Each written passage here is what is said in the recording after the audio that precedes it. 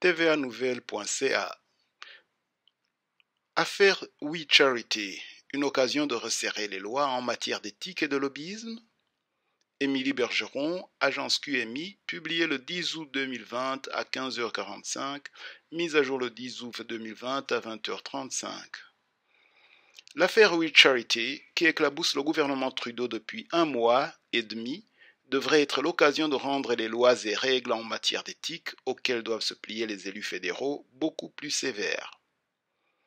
C'est en tout cas ce que croit le cofondateur de l'organisation Démocratie en surveillance, Duff Conacher, qui n'hésite pas à prendre le Québec en exemple en mentionnant que le montant maximal autorisé par les dons à des formations politiques y est de $100.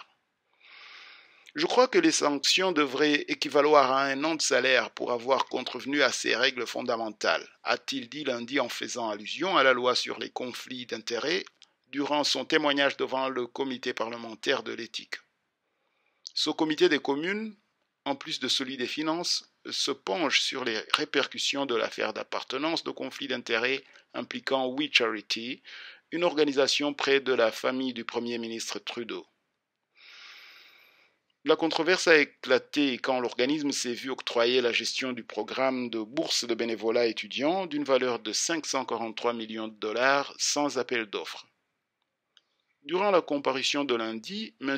Conacher a surtout insisté sur l'urgence, à ses yeux, que la loi sur les conflits d'intérêts et la loi sur le lobbying soient modernisées pour avoir plus de dons. Il a invité les parlementaires à proposer un projet de loi à cet effet dès cet automne, disant espérer que la pièce législative puisse être adoptée ensuite d'ici à la fin de l'année. Les Canadiens ont plus de chances de se faire prendre en stationnant leur voiture illégalement que des politiciens de se faire prendre en train de contrevenir à des lois fondamentales en matière d'éthique et de dépenses, a-t-il pesté. Le comité de communes devait aussi entendre lundi soir le témoignage de l'ex-commissaire à l'éthique, Mary Dawson, qui a attribué un blâme à Justin Trudeau pour son séjour sur l'île privée de Laga Khan. Sa comparution a toutefois été reportée en raison de problèmes techniques.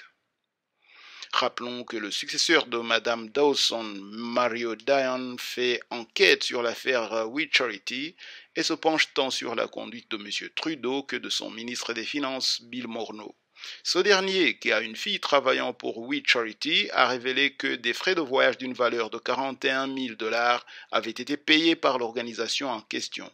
Il a remboursé cette impressionnante somme le jour même où il a dû témoigner en comité parlementaire.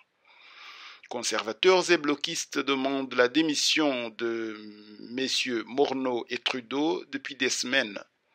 Lundi, les néo-démocrates ont de leur côté demandé à la commissaire au lobbying, Nancy Bélanger, de se pencher sur cette affaire, à l'instar d'une demande qui avait déjà été formulée par les troupes d'Andrew Scheer.